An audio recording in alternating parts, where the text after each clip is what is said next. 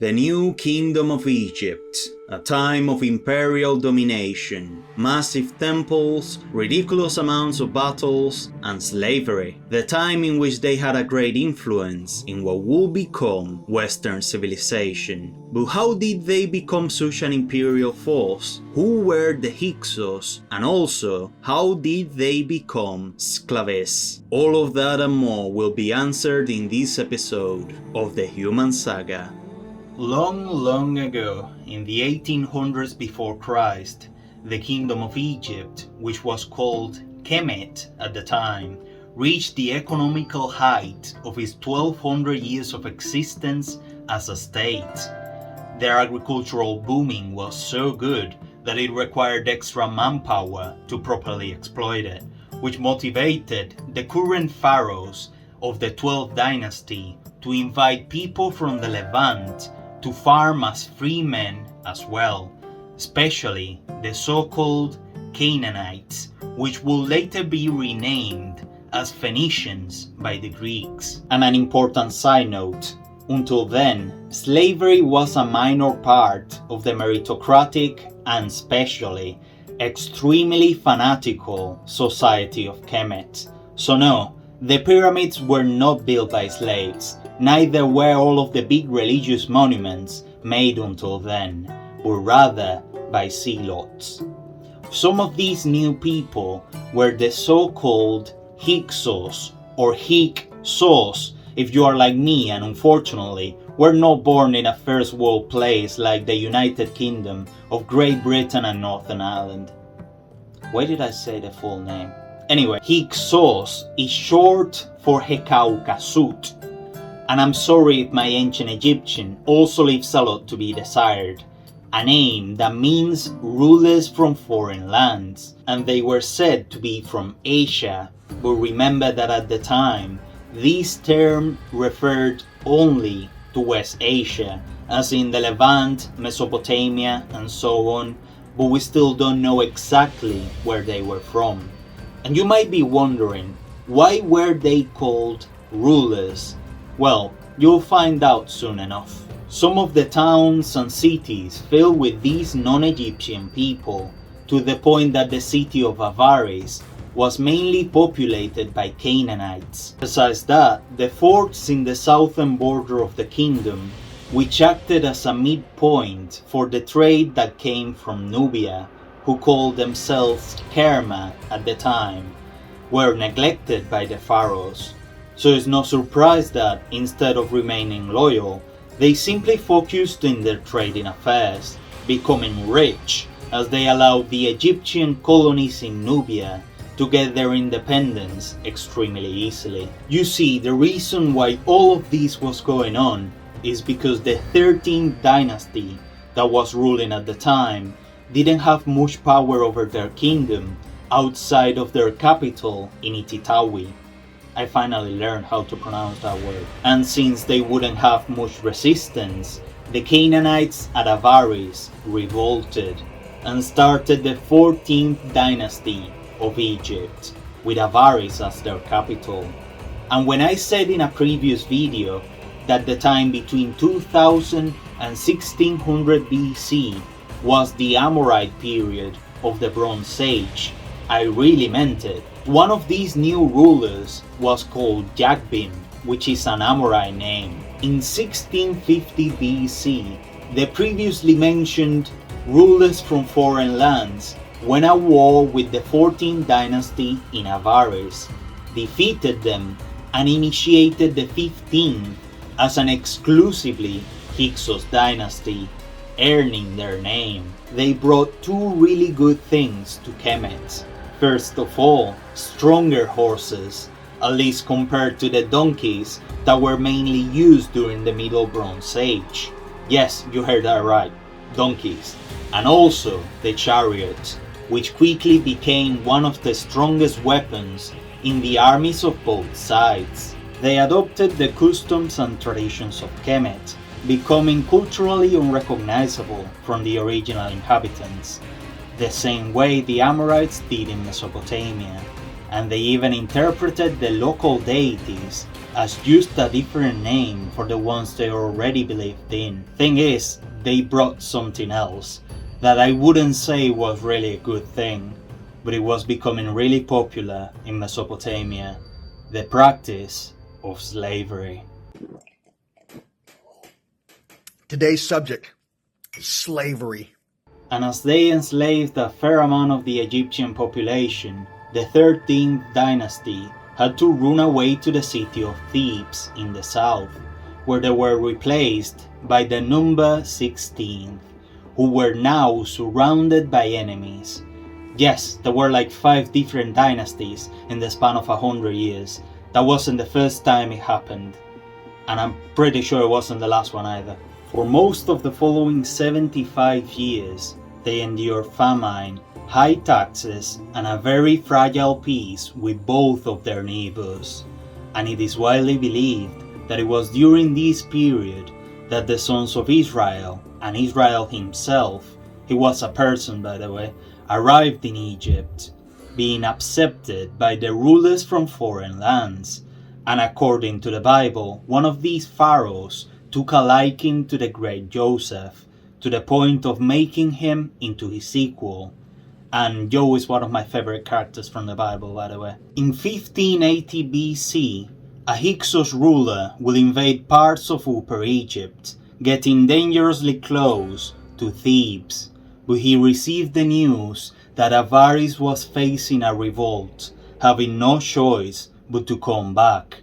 Meanwhile, the dynasty 16th was replaced by the 17th. I know, another one, who used this time to strengthen their army. This will be the start of 30 years of mostly violence between the two kingdoms. But in 1560 BC, the Hyksos pharaoh will send a letter to the Theban one, Seqenenretao, which was pretty much a threat. The Egyptian did not get scared by this, but rather used it as an opportunity to motivate his armies to go and take their land once and for all. And thus he marched with his men, invading the southern flank of the Hyksos kingdom, where he endured 5 years of fighting and died in battle. He was succeeded by his son Ahmose, who lamented his death on a tablet, and a few years later aimed to finish what his father had started. He did make it all the way to Lower Egypt and attacked the city of Avaris, and he also died. What? Are you disappointed? That's what happens to most of people who go to war. They don't come back alive. Anyway, the third warring pharaoh will be his younger brother Ahmose I. He sought revenge for his fallen relatives and was successful in his siege of Avaris, destroying the city and finally driving the Hyksos out of their land, uniting Lower and Upper Egypt into the new kingdom of Egypt, becoming the third unifier of the two lands, initiating the golden era of the history of Egypt in 1550 BC. Ahmose was depicted with features that are remarkably similar to what we today call African, which is not surprising because a fair amount of the population of Upper Egypt was either mixed race or entirely African.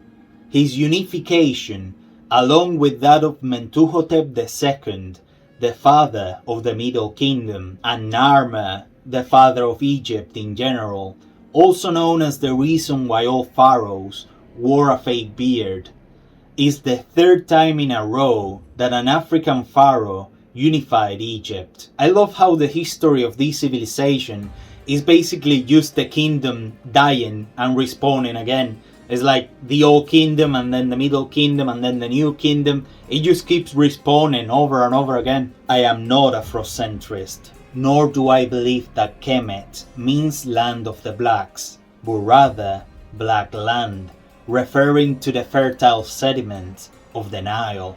something very important for their kingdom to even exist. But not acknowledging the African features when they are right in front of my nose will be straight up disingenuous. Ahmose and his wife started the 18th dynasty. I know they keep going, which will be one of the best, if not the greatest dynasty in the history of Egypt. And yes, they are all represented with black ink.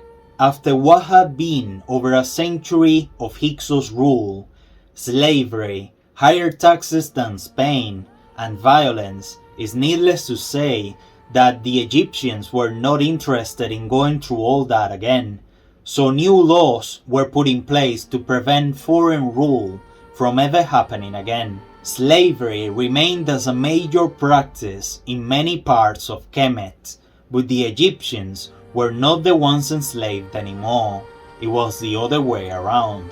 Ahmose, as the first pharaoh of this golden era, spent many years fortifying the outer cities and educating the army, now with higher quality horses and chariots. And you might think that he brought an era of peace since the war against the Asians ended. But no, it didn't. It endured, but it was now fought in the Levant, outside of Egypt. The Hyksos had to retreat all the way to Syria, where they will continue their political career. And they were never mentioned again. So let me get this straight. These guys arrived in Egypt, brought horses and chariots, enslaved a fair amount of the population, could only get beaten by the efforts of 3 warrior pharaohs in a row, and they don't get a proper conclusion?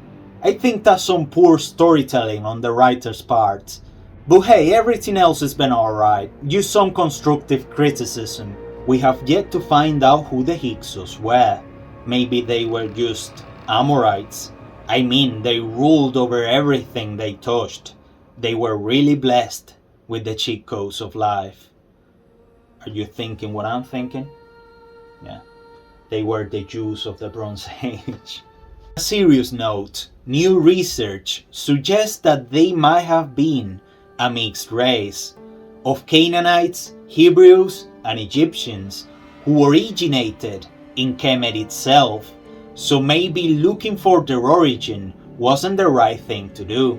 And now it's time to remind you that this story takes place in the 16th century before Christ. So yeah, people didn't last very long back then. Ahmose passed away at the age of 35 in 1541 BC. He was succeeded by his son Amenhotep I, who continued his father's role as a warrior pharaoh. Except he only did it in spirit, because other than a campaign in Nubia, he didn't really fight anywhere else. He was replaced by Thutmose I in 1520 BC, and as soon as he assumed the role, he had to deal with a major revolt in Nubia. He personally executed the leader of the revolt, and on his way back to Thebes, he hung his body from his ship as a caution to prevent anyone else from even thinking about it. Man, no comment. His next campaign in the east was the one responsible for the acquisition of the Sinai Peninsula, a territory that remains as a part of Egypt to this very day, since he fortified all of the major sites to prevent them from being conquered. He then decided that the revolts in Nubia were making his head in, so he decided to conquer the entire kingdom of Kerma in 1504 BC, and then strengthen the Egyptian presence in the Levant. With all of these territorial gains, and ruling over many different cultural groups, Thutmose I honored his father and grandfather's works, making Kemet into a fully fledged empire. After adding some constructions to the beautiful temple complex at Karnak, probably to pretend that he knew how to do something that wasn't playing Total War, he crowned his own son, Thutmose II, in 1490 BC. But the following years didn't have any socio-economical or military advancements for Egypt, signifying that this period of rule was absolutely mid. Thutmose I, the late emperor, seemed to have had some favoritism for one of his own children. The reason why, when his son passed away in 1479 BC, he crowned his own daughter, making her into the first queen regnant of Egypt since Sobekneferu 300 years prior. Her name was Hatshepsut, the greatest female monarch in the history of Egypt. Yes, way better than Cleopatra, and also one of the best female leaders in the history of mankind. She was so good indeed that she will be the topic for another episode. Love you. Ciao.